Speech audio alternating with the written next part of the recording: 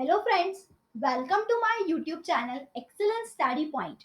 हमारे YouTube channel excellence study point में आप सभी का स्वागत है।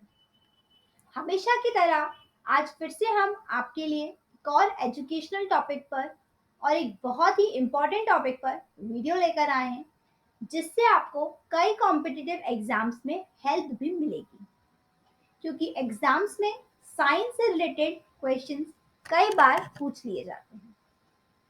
तो यहाँ पर बायोटेक्नोलॉजी का एक बड़ा टॉपिक है जीनोम एडिटिंग।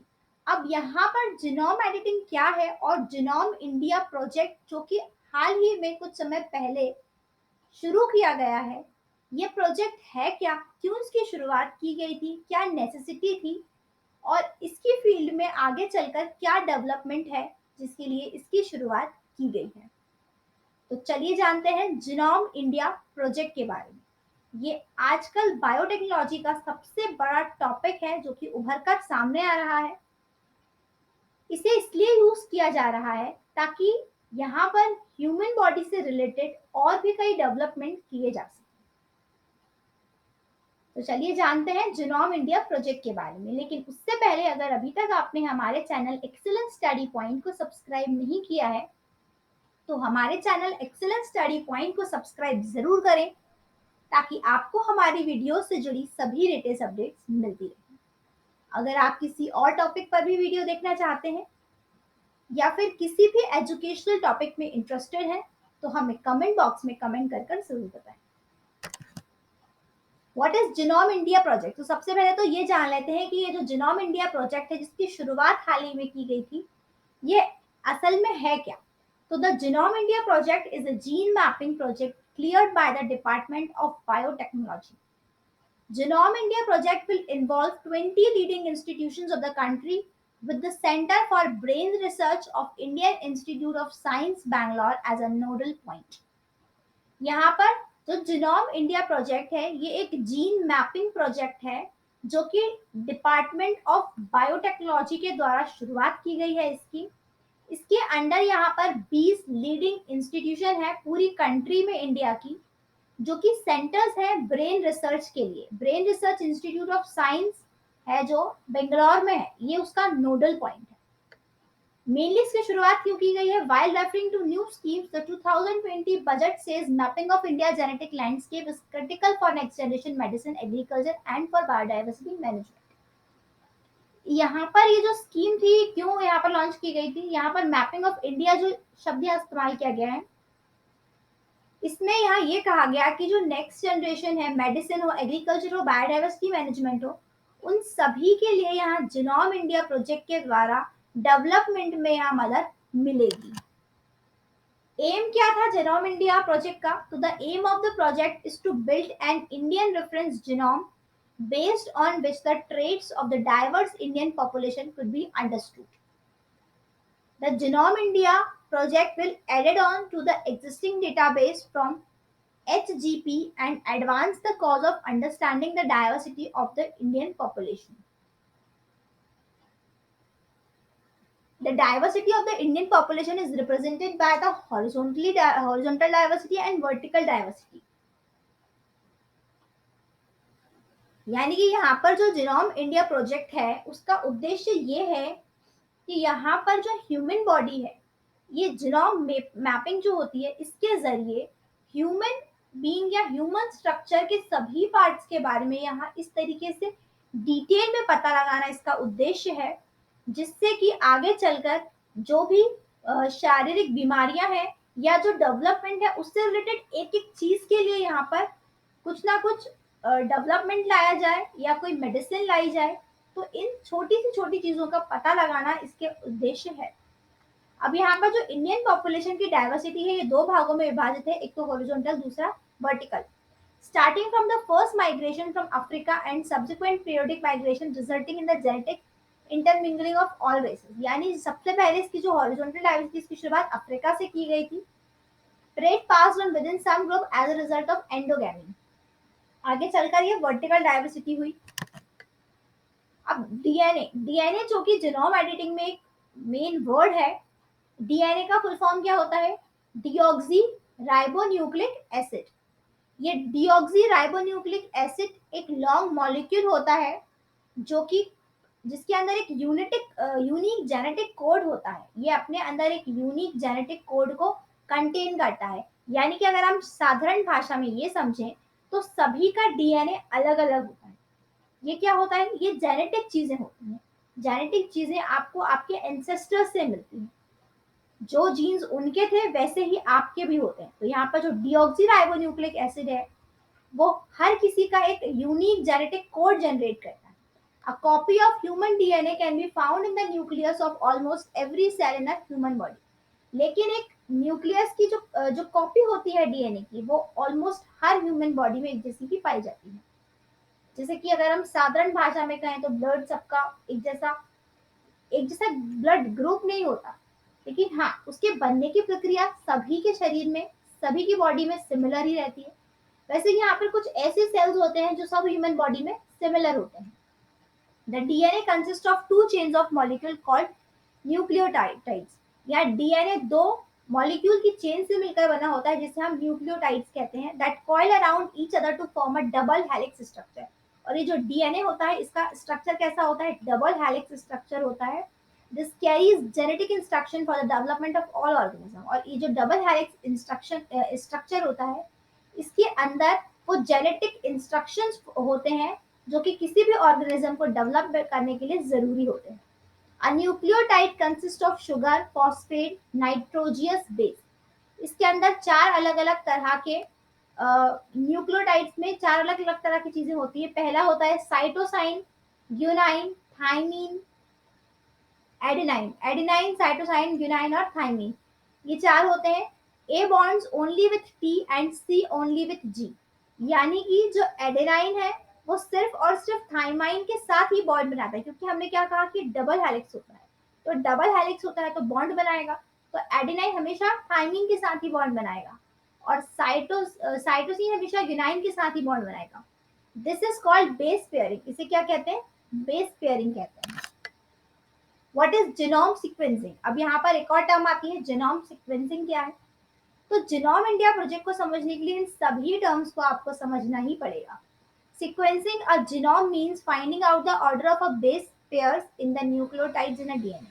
जीनोम सीक्वेंसिंग वो होती है कि हम यहाँ पर जो बेस पेयरिंग है, बेस पेयरिंग हमने समझी कि एडेनाइन हमेशा थाइमीन के साथ ही बनाएगा, तो ये बेस पेयरिंग है। तो इस बेस पेयरिंग या इस ऑर्डर को फाइंड करने के लिए न्यूक्लियोटाइड्स या डीएनए में यहाँ पर जीनोम सीक्वेंसिंग का इस्तेमाल किया जाता है। तो जीनोम सीक्वेंसिंग एक्चुअली यही है कि finding the base pair in the nucleotides.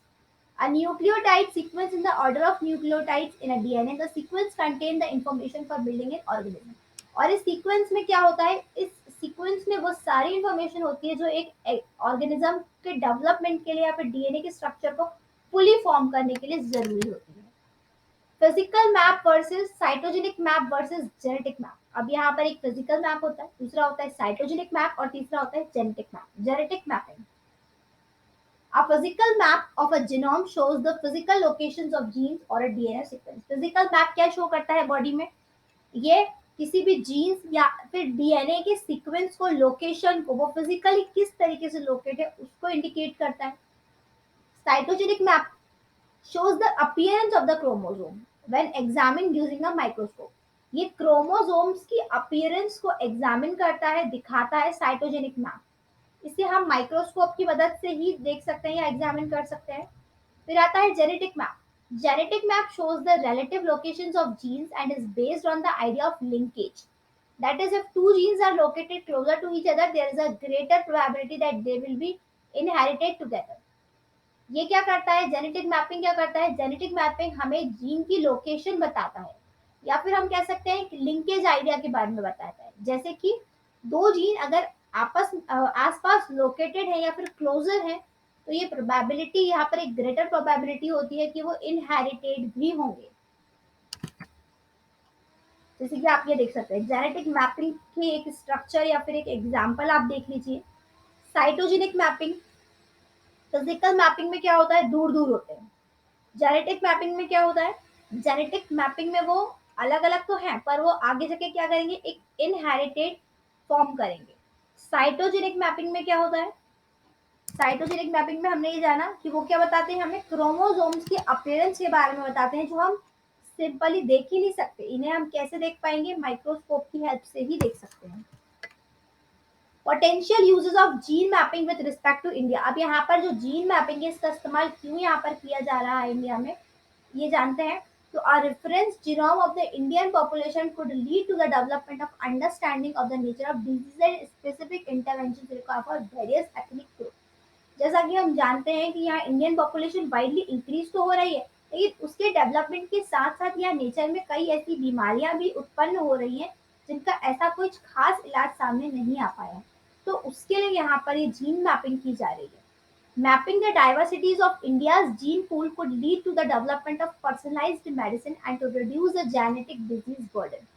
यहाँ पर ये जो मैपिंग डाइवर्सिटी इंडिया में देखने के लिए मिल रही है, ये इसलिए यहाँ पर ये चलाया गया है ताकि यहाँ पर वो क्या करेंगे, किसी यहाँ पर 40 लोगों के अलग अलग जीन को वो टेस्ट करेंगे, अलग अलग आइडेंटिफाई करेंगे प्रॉब्लम को, और यहाँ वो फुली ये आइडेंटिफाई कर पाएंगे कि जो ह्यूमन बीइंग है उसमें जो जो तरह की बीमारियां उत्पन्न हो रही हैं आजकल, उनके लिए क्या मेडिसिन है, क्या इलाज है, जिससे कि यहाँ जो जेनेटिक डिजीज है उसको कम करा जा सके। जेनेटिक डिजीज वो होती है जो हमें हमारे एंसेस्टर से मिलती है। फॉर एग्जाम्पल, हमारे दादा दादी या किसी को भी पहले कोई बीमारी हुआ करती थी और अब वो सेम हमें आ रही है, तो वो एक जेनेटिक डिजीज है। तो जेनेटिक डिजीज को यहाँ पर रिड्यूस करने के ऐसा कोई फैक्टर सामने आया नहीं है। तो ये बीमारियों को, जो जेनेटिक बीमारियां हैं, उन्हें कम किया जा सके, इसके लिए यहाँ पर ये जेनेटिक मैपिंग या फिर जीन मैपिंग का इस्तेमाल किया जा रहा है। Creating a catalog of genetic variations and their disease causing effect, this will lead to better research into genetic disorders and their treatment. यहाँ पर वो एक जेनेटिक कैटलॉग तैयार करेंगे जिससे कि वो उन बीमारी को, उनके इफेक्ट को आइडेंटिफाई कर सके और उसके बाद उस पर रिसर्च करके जो जेनेटिक डिसऑर्डर्स है उनके ट्रीटमेंट यहाँ पर फाइंड आउट कर सके। Anticipating and preparing for future disease, भविष्य में होने वाली बीमारियों के लिए भी यहाँ पर वो ट्रीटमेंट निकाल सके। डेवलपिंग प्रिसिशन मेडिसिन, यहाँ पर कुछ ऐसी दवाओं का भी इस्तेमाल किया जाए, ऐसी दवाओं की भी खोज की जाए जो कि जेनेटिक बीमारियों को रोक सके। On the extension of the project to agriculture, it will enhance the resistance of crops to diseases and reduce the dependency of insecticides and pesticides. अब यहाँ पर हम इंसानों की बात कर रहे हैं, पर यहाँ क्रॉप्स में भी ऐसा होता है। तो यहाँ पर उस इसी प्रोजेक्ट को वो एग्रीकल्चर पे भी फॉलो करेंगे। वहां से भी वो बीमारियों को, जो फसलों में होने वाली बीमारियां, उन्हें आइडेंटिफाई करेंगे और उन्हें रिड्यूस करने की कोशिश करेंगे ताकि इंसेक्टिसाइड्स और पेस्टिसाइड्स पर यह डिपेंडेंसी ना हो। The project will also lead to be renewed understanding of India's ethnic groups and their genetic origin. इस प्रोजेक्ट के जरिए इंडिया के एथनिक ग्रुप्स और जेनेटिक ओरिजिन के बारे में ठीक से समझ पाएंगे। Issue with respect to genome India project, लेकिन यहाँ जिनोम इंडिया प्रोजेक्ट को लेकर कुछ इश्यूज भी सामने आए। वो क्या थे? Some ethical, social and legal issue associated with the project. कुछ सोशल, एथिकल और लीगल इश्यूज जो है उस प्रोजेक्ट को लेकर सामने आए थे। पहला था genetic discrimination. Discrimination based on genetic makeup in case of health insurance, employment, etc. is possible. This could provide a genetic angle to the burning questions regarding indigenous population, race, caste, based politics and origin tracing. यहाँ पर ये कहा गया कि genetic भेदभाव, जब यहाँ पर डिटेल में जीनोम मैपिंग की जाएगी और यहाँ पर पूरा डीएनए का स्ट्रक्चर निकाला जाएगा और यहाँ पर जेनेटिक बीमारियों के बारे में पता लगाया जाएगा, तो यहाँ पर ये कहा गया है कि यहाँ पर अब यहाँ डिस्क्रिमिनेशन होगा, यानी कि भेदभाव होगा। यहाँ पर caste based politics and origin tracing चलेगी। यहाँ पर लोग आइडेंटिफाई कर पाएंगे शायद जेनेटिक को। तो यहाँ पर एक तरह का भेदभाव, जेनेटिक डिस्क्रिमिनेशन की बात यहाँ कही गई। Genome editing, changing the DNA leading to change in physical traits. While treatments such as gene therapy have the potential to treat several diseases, there are ethical concerns regarding the extent to which the same can be employed, a slippery slope that could lead to genetic enhancement. यानी कि ये कहा गया कि यहाँ पर जब हम जेनेटिक बीमारियों का पता लगा लेंगे और उसके लिए मेडिसिन देंगे, तो इसका मतलब क्या है कि हम यहाँ पर डीएनए को चेंज कर रहे हैं। तो यहाँ पर ये कहा गया कि जो जीन थेरेपी द्वारा डीएनए को बदला जाएगा, ये एक गलत है कि जेनेटिक एनहेंसमेंट क्यों किया जा रहा है। Privacy, there are privacy issue regarding consents of research participants, usage of the finding and associated risk. There are knowledge and cultural barriers to fully understand the potential benefits and identify risk attached to gene mapping. Further, the questions of storage and protection of data needs to address considering the possibility of misuse of data. यानी अब privacy की बात की गई, जिन लोगों पर ये testing की जा रही है या रिसर्च की जा रही है, उनके यहाँ पर जो पर्सनल चीजें हैं उनको यहाँ पर बता दिया जाएगा जीन मैपिंग के थ्रू, क्योंकि डेफिनेटली जिस पर रिसर्च की जाएगी पूरा यहाँ पर एड्रेस किया जाएगा कि यहाँ क्या क्या चीजें निकल कर आई हैं जिनके लिए मेडिसिन की जरूरत है। तो ये एक रिस्क है कि अपने पर्सनल इश्यूज को यहाँ पब्लिक किया जा रहा है। Unequal access, limited access to genetic testing and preventive medications could further the prevailing inequality and create social tension।